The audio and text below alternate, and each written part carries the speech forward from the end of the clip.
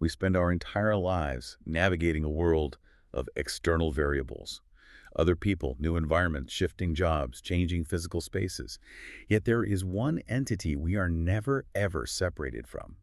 The one constant witness to every moment of our existence, ourselves. It's the great paradox, isn't it? We have the most intimate first-person access to this thing we call the self, yet the moment we ask, who am I? Or, more fundamentally, what is the essence of the self? Hmm. The ground just dissolves beneath our feet. The answer is incredibly elusive and profound. Absolutely.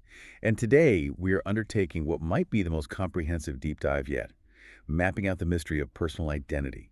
Our sources pull from, well, everywhere, ancient philosophy, major world religions, and the latest in cognitive neuroscience. I really want to get to the bottom of this.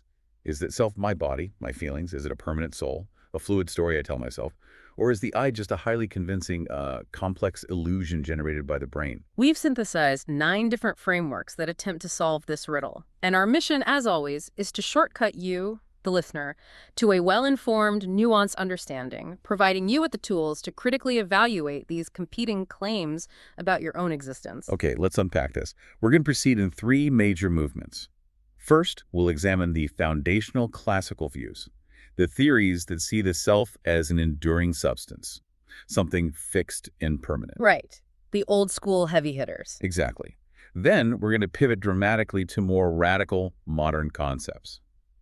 The self as a process or a construct, so fluid, ever-changing, and interdependent. And finally, we'll ground everything in empirical science and explore the high stakes, why these abstract concepts matter for ethics, for agency, and for mental health in the real world. Prepare yourself if you think you know who you are. These frameworks might just reveal that your identity is much more complex and perhaps much more flexible than you ever imagined. Let's start with the default setting, the view we all use every single morning when we wake up. That is the common sense, intuitive belief that there's a single continuous me residing inside this body, sort of observing and directing the action. This me it's functional. It's the self that makes our lives coherent. It performs these critical, everyday operations that, without which society would just collapse. Yeah. Primarily, it's the self that remembers past experiences and claims them as mine. This ability to own the past is just crucial. And it's the entity that projects into the future, right? Making choices and executing intentions in the present. When I decide to start a new habit or commit to a long-term goal, I'm operating under the assumption that the me making the choice today. Will be the same me required to follow through tomorrow. Exactly. And, maybe most importantly, the common sense view is the absolute bedrock of morality and law. It's the entity that carries moral responsibility. When we hold a person accountable for something that happened 10 years ago, we are relying completely on the belief that there is a continuing self, a single persistent owner who retains that responsibility despite the passage of time. It's such a powerful intuition, especially when you consider how much we change. We know biologically the vast majority of our cells are replaced over time. Psychologically, our character traits, our beliefs, even our political stances can evolve radically from youth to old age. And And yet the feeling that I'm the same person who was a child remains completely unshakable. that right there, that's the philosophical trigger. As soon as we assert this persistent continuity, we are immediately challenged to answer, what is this I? Is it something tangible that persists through all that flux of biological and psychological change? If it's not the changing body, and it's not the changing mind, What exactly is the unchanging element? This is the central problem that launches us right into the classical models. so the oldest and most enduring answer to what is the unchanging I is, of course, the self as soul. This view defines the self as an enduring, non-physical, immaterial reality that serves as the constant spiritual core behind the physical body and all our temporary mental states. It's the ultimate guarantor of stability. The body, like we just said, is volatile and mortal. Our thoughts and emotions are fleeting, like clouds passing in the sky. But the soul is the true, constant essence. It is the vessel that holds identity and meaning, and it often links the individual to some kind of divine or cosmic reality. And this idea is everywhere. It completely transcends cultures. We see it powerfully articulated by Plato, who saw the soul as rational, eternal, and totally distinct from the body. He used the analogy of a pilot steering a ship. And it's the core mechanism in all the Abrahamic faiths, Judaism, Christianity, Islam, where the soul is considered this divine spark, the source of personhood, and crucially the component that survives death. And in the East, you have Hinduism's concept of the Atman, the individual spiritual core, the inner self. Right, and what's fascinating there is that the Atman is often described as being identical to Brahman, the universal reality. So the individual self in that view isn't just a container, but an indestructible piece of the whole. This gives identity a deep cosmic dimension that a lot of Western views tend to lack. Let's talk about the strengths of this model for a second, because it's so intuitively appealing for a reason. Its primary strength is its explanatory power when it comes to persistence. Yeah. It offers the strongest possible account for why we feel we are the same person across decades, surviving these radical changes in character or health.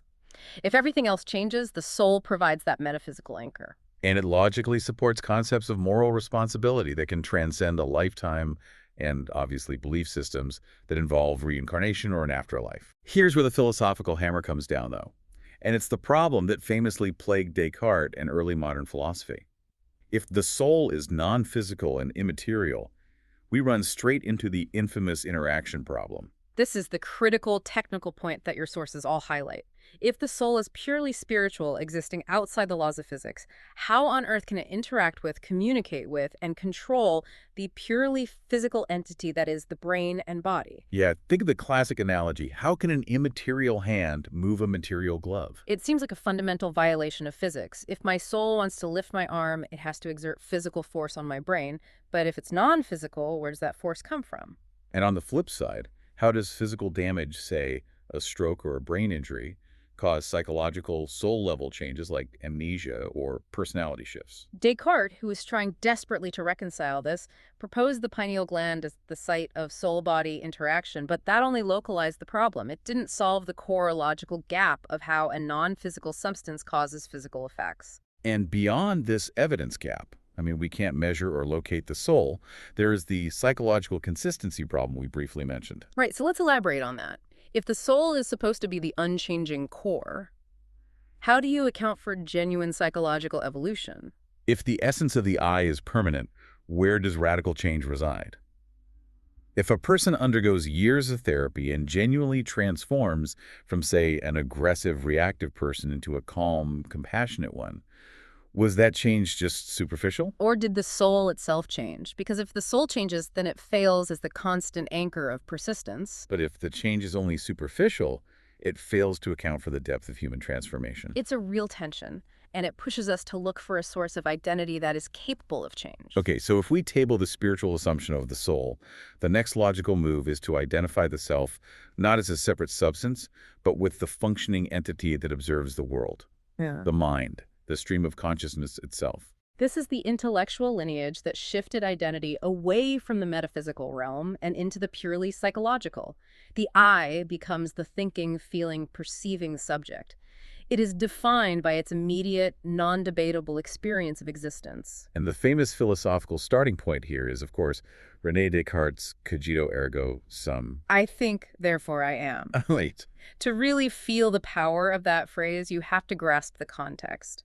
Descartes was trying to employ methodical doubt, to doubt everything that could possibly be doubted. His body, the external world, even mathematics. But he realized that the very act of doubting proves the existence of the entity doing the doubting. So even if the external world is a dream, even if an evil demon is deceiving him, the I that is being deceived, the I that is thinking, must exist. So the self, therefore, is primarily defined by the non-physical activity of the mind. And we see two main variations on this mind view. The first holds that the self is a unified subject, the owner of the experiences, the thing standing behind the thoughts, a pure awareness. Sort of like the conductor of an orchestra. Good analogy.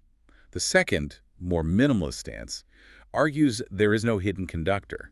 The self is simply the collection or the discernible pattern of the mental states themselves. The continuous melody of the orchestra. Right. And this latter interpretation is where we see the transition into empiricism, prioritizing observable mental activity over some hidden substance.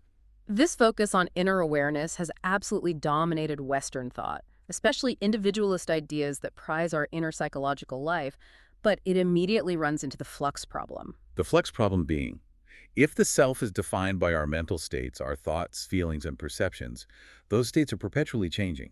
I have a thought now. It vanishes in a second, replaced by another. So how can something that is constantly changing be the basis for a persistent, unified identity. Exactly. To maintain persistence, you need a powerful mechanism to connect these transient states over time. And early mind view proponents, like John Locke, argued that this mechanism was memory. I am the same person as long as I can remember being the person who performed past actions. But memory is notoriously unreliable, and it's also highly selective. We forget most of our lives. If I am only responsible for the actions I can remember committing, that seems ethically insufficient. For sure. And what about the extreme case we mentioned? Complete memory erasure. If memory is the foundation, then the person ceases to exist when the memory goes, which just clashes deeply with our intuition that the organism remains, even if psychologically absent. It leads to the crucial question.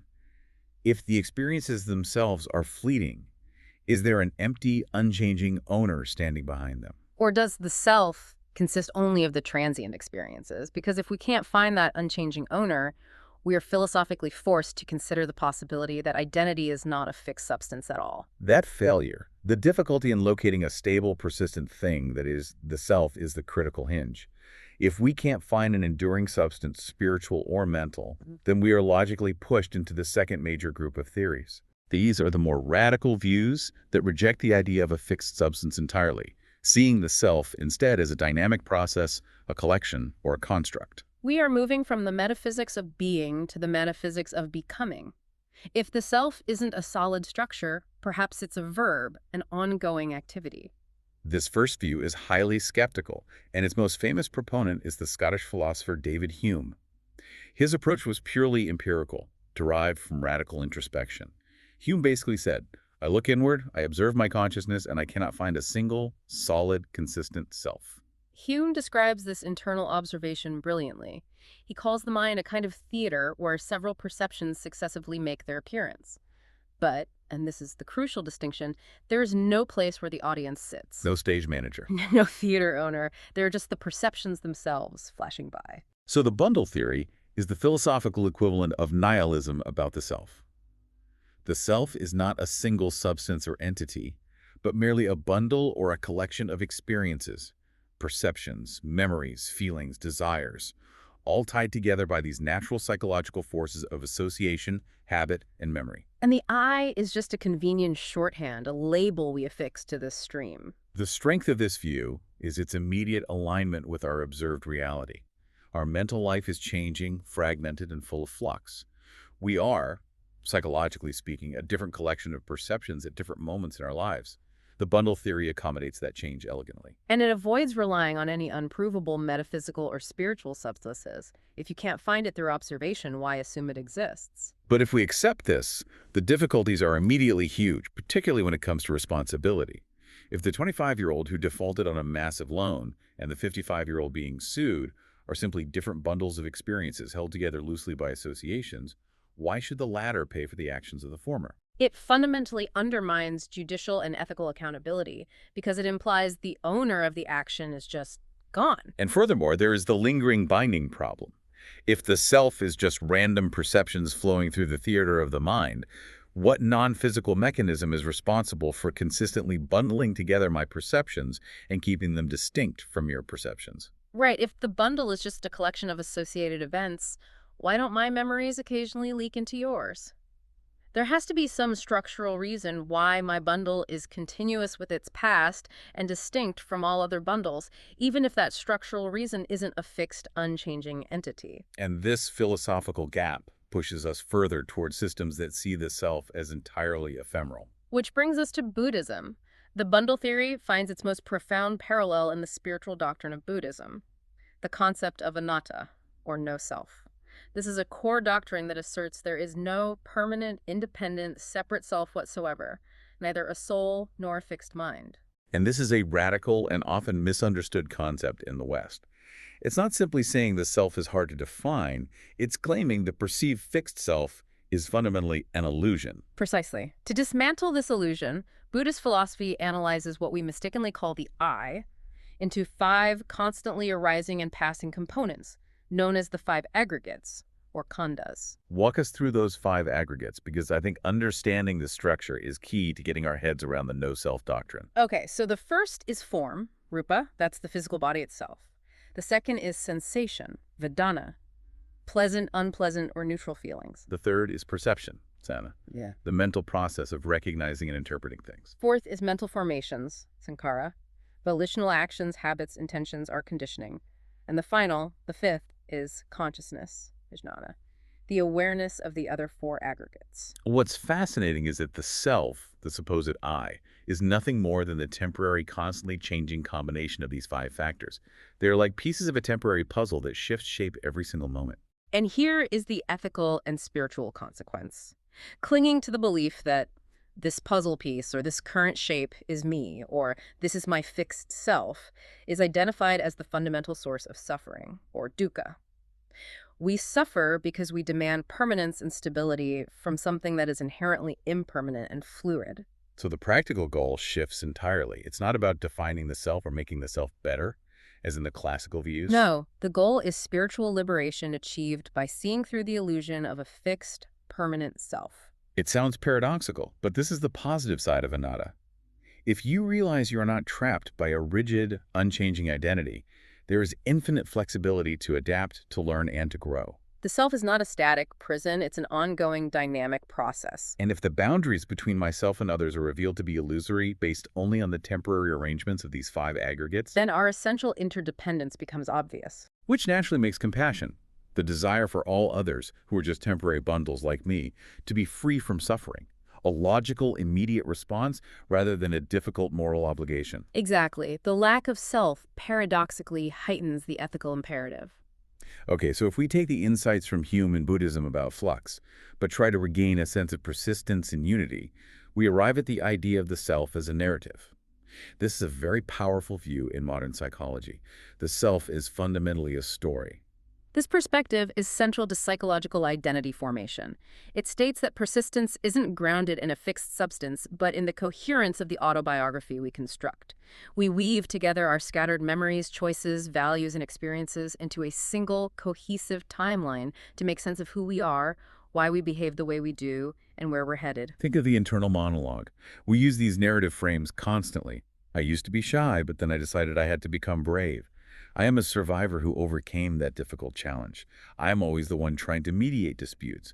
Yeah. That coherent story, constantly being told and retold, is what is the self. And psychologists like Dan McAdams, who specializes in narrative identity, focus on the structures of these life stories. He notes that narratives often fall into types, like redemption narratives, where bad things happen but lead to growth. Or contamination narratives, where good moments are inevitably spoiled by negative outcomes. And so the self, in this view, is defined by the plot arc we are currently using to make sense of our lives. The crucial takeaway here is that the self is not a fixed object, but a work in progress. It's a story that is constantly being edited, both consciously by ourselves and passively, influenced by our culture, family, and social expectations. This is a really powerful explanatory tool for change. When people go through profound, life-altering experiences, a major career shift, moving to a new country, falling in love, they don't necessarily acquire a new soul. They are rewriting the central chapters or even the entire genre of their inner autobiography. But this raises serious psychological challenges. We talked about trauma. If identity is defined by a coherent story, what happens when trauma occurs? And the experience is so dissonant, so chaotic, that the mind cannot integrate it into the existing coherent narrative. The self fractures, the story breaks down, and the individual loses the ability to successfully connect the past self to the present self. The coherence is lost, leading to intense psychological damage and crises of identity. So healing, in this context, is the difficult act of successfully constructing a new, integrated story that incorporates the painful or chaotic events without collapsing the entire narrative structure. And even philosophically, we have to ask, can we reduce all of identity to a story? Is there a persistent teller behind the story? If the self is just the narrative, then who is doing the narrating? Right. If the teller is also just another part of the story, we end up in this circular loop, and we fail to fully account for the subjective experience of ownership over that narrative. Taking the narrative view one step further outward, we arrive at the social self. This view fundamentally asserts that identity is relational and, well, that there is no private, isolated self. Who we are is deeply shaped by who we are to others. This shifts the source of identity from internal introspection to external interaction. Our identity is defined by our social roles: worker, parent, friend, citizen, our culture, our language, and the expectations placed upon us by our community. These social tags are not optional accessories. They are definitional. You cannot be a teacher without students, a spouse without a partner, or a citizen without a state. Identities like I am a professional or I am an outsider exist only relative to a specific community or social structure. I think everyone experiences this when they travel abroad. Suddenly you realize your identity is defined primarily by your nationality or language, something you rarely thought about when you were at home. Your internal, unique sense of self suddenly gets overshadowed by a massive external social tag. And we see this principle at the core of traditions like Confucianism, where fulfillment and moral goodness came not through radical individualism, but through perfecting your defined social roles within the family and the state. Your identity is your responsibility to others. This perspective is such a necessary counterweight to the purely individualistic ideas of Descartes. It highlights our essential interdependence and warns against the romanticized danger of viewing the self as a lone island, separate from the flow of humanity. And it links directly to concepts of recognition. Philosophers like Hegel explored how the self achieves self-awareness through the recognition and validation of others. If my identity is partly constructed by my social roles, then when society fails to recognize, respect, or validate those roles, or worse, imposes a negative identity upon me, it fundamentally undermines myself where it is most vulnerable, in its social fabric. The self requires validation to be sustained. We've journeyed from the fixed, enduring substances of the soul and the pure mind to the fluid constructs of the bundle, the narrative, and the social self. Now we have to ground these constructs back into the physical reality that underpins them all, the body and, crucially, the brain. This is where we attempt to bridge the gap between philosophy and empirical data. The ultimate question is whether the self is merely a sophisticated process arising from matter, or if something truly non-physical is required to explain consciousness. From the perspective of neuroscience, the self is intimately and demonstrably tied to highly organized biological processes. We have overwhelming empirical evidence that shows this link is not just correlation, but causation. The most dramatic evidence comes from clinical studies. Think about the influence of biology. Brain injuries directly and often irreversibly change personality, memory, and behavior. The classic case is Phineas Gage. Right. The 19th century railway worker who had a large iron rod driven straight through his skull. He survived, but the damage to his frontal lobes completely transformed his character. Exactly. Gage retained his intellect and his memories, which satisfied the old mind view, but he lost his moral sense, his temperament, and his ability to hold intentions. His friends famously said, Gage was no longer Gage. This case proves that your physical brain structure is integral to who you are, not just what you know. We also know that hormones, physical illness, and even lack of sleep profoundly influence our mood, our decision-making, and the stability of our perceived self. Our sense of agency, that feeling that I am controlling this body, is intimately linked to sensory feedback and physical control. So the scientific claim is that the self is an emergent property of a complex living system. It is a feature that arises from the interaction of billions of neurons and their vast networks, but it's not reducible to any single neuron or even a single area of the brain. It's the organization that matters. Can you define emergent property clearly for us? Yes. It's a term that gets used a lot but is rarely understood in this context. Sure. It means that the property, in this case, self-awareness, subjectivity, consciousness, is fundamentally new and cannot be predicted or explained simply by looking at the individual components. Water, for instance, has the property of wetness, but a single H2O molecule is not wet. Wetness emerges from the collective interaction of trillions of molecules. So the I is the ultimate example of emergence. It's not a physical thing, but it's a necessary organizational label for a complex biological pattern. Some sources call the I the center of narrative gravity. That's a brilliant way to put it. The brain needs a persistent internal model to manage massive amounts of sensory input, predict behavior, and coordinate survival efforts. This consistent representation of the agent is the I. It's a simulation, a highly useful model created by the brain to manage its own complexity. It is, therefore, a useful illusion created by biology. Wait, if it's an illusion, even a useful one, doesn't that diminish our feelings of agency and meaning and free will? If I am just a complex self-aware process, does that make me less real than I intuitively feel? That's the core challenge this view presents. The scientific perspective doesn't deny the experience of self, it simply redefines what the self is in a biological context. It forces us to ask, does being a biological emergent process diminish its reality, or does it simply redefine what real means? And if our sense of ethical responsibility is tied to a complex biological chain reaction, how do we justify holding that process ethically accountable? It seems like the scientific perspective validates the Humean and Buddhist view that there is no fixed agent, but it offers a purely physical explanation for why the illusion of the agent is so pervasive. This deep dive began with the paradox. We feel intuitively that we are the same person we were decades ago, despite massive change. We've seen 9 different candidates for what provides the ground truth for this persistent sameness. Now we have to bring them all together. Okay, let's quickly recap the candidates that attempt to connect the past you to the present you. First, we have the soul, offering an unbroken, continuous spiritual core. Second, the body, emphasizing the continuity of the biological organism, DNA, and overall physical structure. Third, the brain, focusing specifically on the continuity of the unique neural structure and the network where memory and personality are encoded. Fourth is psychological continuity, emphasizing the chain of overlapping mental states, especially memories, character traits, and intentions, as argued by Locke. And fifth, narrative continuity, the successful construction of a coherent story linking past, present, and future states, which transcends specific memories or specific brain states. These different grounding mechanisms lead to entirely different answers when our intuitions are tested, which is why philosophers love using thought experiments.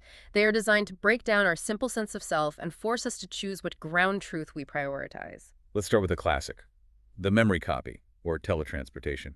If all your memories, habits, beliefs, and neural patterns were perfectly scanned and instantaneously copied into a new, physically identical body on Mars, and the original body on Earth was then destroyed, is the person who wakes up on Mars still you? This is a perfect test case.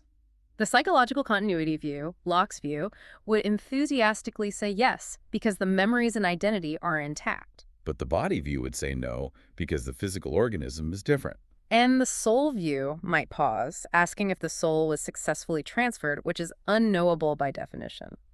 This thought experiment shows us that psychological sameness and bodily sameness can diverge. Okay, here's where it gets really interesting, though. The brain split dilemma, famously explored by the philosopher Derek Parfit. Imagine your neural structure could be precisely divided, and both halves were successfully placed into 2 separate, identical new bodies. Call them A and B. Both A and B wake up believing they are you, possessing all your memories, habits, and psychological traits. This is truly a mind bender. The question is, are you now A, B both, or neither? If the answer is A and B, then identity is not exclusive, which defies our common sense intuition that one person cannot be 2 people. Right, and if the answer is just A, why not B? They have equal claim. And if the answer is neither, then the you has vanished, even though all the elements that defined you, the memories, the consciousness, persist in 2 distinct places. Parfit used this thought experiment to argue that identity is not an all-or-nothing affair. He suggested that personal identity isn't what ultimately matters. What matters is the psychological continuity itself. Since A and B are both psychologically continuous with the original you shouldn't mourn the destruction of the original body because the elements that matter, your experiences and consciousness, survive. And finally, the simple but profound puzzle of memory erasure. If you suffered complete permanent amnesia where all your psychological history was wiped clean, are you still the same person? The soul view says yes, the underlying identity remains untouched. The psychological view says a categorical no, the person, defined by psychological connection, has vanished, and only the biological organism remains. These thought experiments powerfully demonstrate that our everyday, unproblematic sense of self relies on the body, brain, and psychology all aligning perfectly. When they are forced to separate, we realize that the grounds for sameness are highly contested, and the answer to who am I depends entirely on which of those 5 candidates you prioritize. It's easy to view these discussions, the bundles, the brains, the split personalities, as abstract puzzles confined to philosophical journals. But the truth is, the answer you subconsciously lean toward for who am I has massive concrete practical stakes in your daily life, in ethics, in your spiritual path, and in how we organize society. These abstract concepts determine how we assign value, how we treat trauma, and how we interact with others. Let's start with the most critical application, ethical implications. If the self is fluid, as the narrative of bundle theory suggests, the question of personal responsibility becomes immediately complex. How is responsibility justly assigned for actions committed by a past self who may not share the same beliefs, intentions, or even cellular structure as the present self? Our legal and moral systems rely so heavily on the assumption of continuous, fixed identity. If a person commits a serious crime in their youth, and through years of therapy and change, they genuinely become a completely different psychological person, a new narrative, should that new person continue to pay the price for the sins of a psychological stranger? The law often uses psychological continuity as a measure of fitness for trial. But if we adopt the bundle theory, then the past self is almost a different person, and the present self is merely a relative of the original bundle, paying for its consequences. This is also critical in concepts of redemption and forgiveness. If we hold the soul view, responsibility is absolute and permanent. Redemption must be a fundamental change in the soul. But if we hold the narrative view, redemption is the successful act of rewriting the story and integrating the past actions into a moral future. And beyond that, the way we treat others is impacted. If I recognize that yourself is fragile, context-shaped, and dependent on social input, then my duty to treat you with dignity is heightened. If I disrespect your role or fail to acknowledge your identity, I am fundamentally undermining the self where it is constructed socially. The link between these philosophical theories and mental health is perhaps the most immediate and profound. Much of human suffering comes from the friction caused by a fractured self-image or a toxic internal narrative. We see people commonly suffer because the bundle of experiences feels chaotic and disjointed, or their core identity construct, their story, is fundamentally negative, something like, I am a permanently damaged person. And if the self is defined as a story, then mental healing often requires radical revision. Therapeutic techniques aren't just aimed at chemically correcting the brain.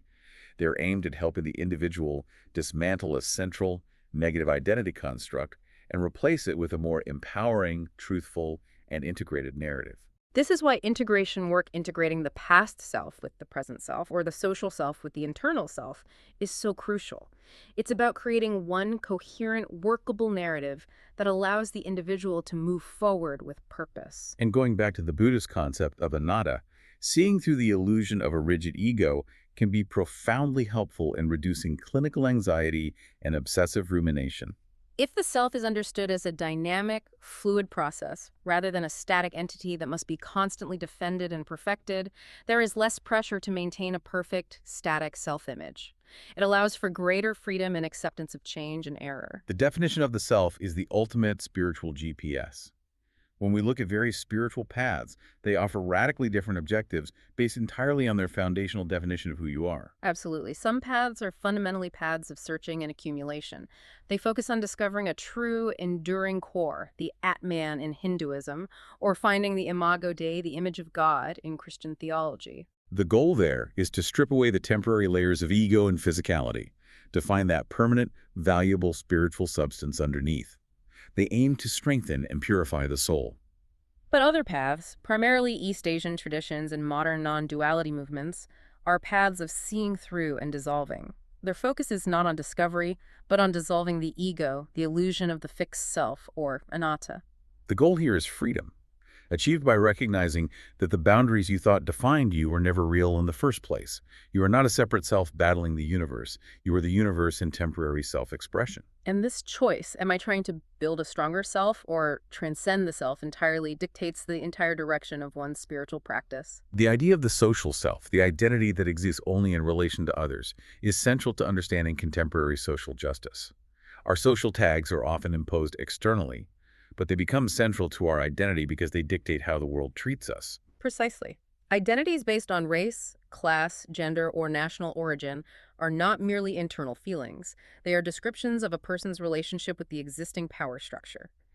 If society defines the self as being purely private and individual, it completely misses the fact that many identities are sources of systemic oppression or marginalization. If a person's identity is defined by a negative label imposed by society, a racist stereotype, for instance, that stereotype is a direct assault on the social self. Consider the simple example of misrecognition, such as persistently misgendering a person. This is not just a semantic error, it is an attack on the individual's publicly asserted social identity, forcing them to constantly defend or reestablish their core narrative against external friction. Understanding the self as partly social underscores the necessity of recognition and respect as a fundamental act of affirming another person's very being. Ultimately, the question, who am I, forces a deeper inquiry into the most pressing ethical and existential question, how should I live? If the self is not a fixed thing, then what are our responsibilities to the process of becoming? If the self is a project, whether it's a narrative or an emergent property, then identity is not something we passively receive. It is something we actively construct every day through our choices, actions, and intentions. The question of self is inextricably linked to the question of purpose. It also addresses the ultimate question of agency. Every view we discussed gives a different answer to the degree of freedom we have. The soul view implies profound, innate freedom. While the brain or emergent view suggests that free will might be an experience, but the underlying mechanisms are deterministic. The narrative view provides the greatest sense of practical freedom. While you cannot choose your genetics or your past, you have the radical freedom to choose the meaning you assign to those facts, thus constantly changing the person you are becoming. We've seen the self dissolved and rebuilt multiple times during this deep dive. But what kind of comfort, what kind of hope does each of these radical perspectives offer you, the listener? Each one offers a unique solace to the human condition. If you lean toward the soul or true self views, you find hope in the promise of an enduring, deep identity that cannot be destroyed by death or change. You are permanent. If you are drawn to the no-self or bundle theories, the hope is for freedom from the ego's constraints. The promise is that you can break free from self-obsession, reducing anxiety by accepting impermanence and finding tranquility in the flow of existence. And finally, the narrative and social views offer the hope of change and redemption. Identity can always be actively reshaped, redeemed, and improved, often in collaboration with others. You're not stuck with the self you inherited. You have the agency to write a better, more meaningful chapter. We began this deep dive with the common sense idea of a single, solid I. We journeyed through the enduring substances, the soul, and the continuous yet fleeting mind. We then saw that substance dismantled by the bundle and anatta theories, only for the self to re-emerge as a fluid, constructed phenomenon. A powerful story, a set of social roles, and a highly organized emergent pattern of the brain. What stands out here is that the self is simultaneously the most intimate, immediate, and certain subject we know. Yet it remains the most mysterious and philosophically contested. We've used 9 profound lenses to look at this phenomenon, and not one of them provided a final, simple answer that satisfied all our intuitions simultaneously. This complexity reveals the limitations of language and our desire for simple categorization. When we try to pin the self down, it slips through our fingers. And perhaps that's the final and most important insight for you, the learner. The ultimate, singular, definitive answer to who am I may always elude us. The real value of this deep dive is not in finding that final answer, but in the realization of the sheer magnitude of the question. So what does this all mean for you, the listener, navigating your own life? The real value lies in living with the question. This ongoing process of inquiry, constantly examining who you were, who you are right now, and who you are becoming, is the mechanism that drives self-awareness, personal honesty, and profound compassion toward both yourself and others. The self, it seems, is not a noun waiting to be defined, but a verb waiting to be executed. Keep asking that question, because the moment you stop learning how to live and who you are capable of being,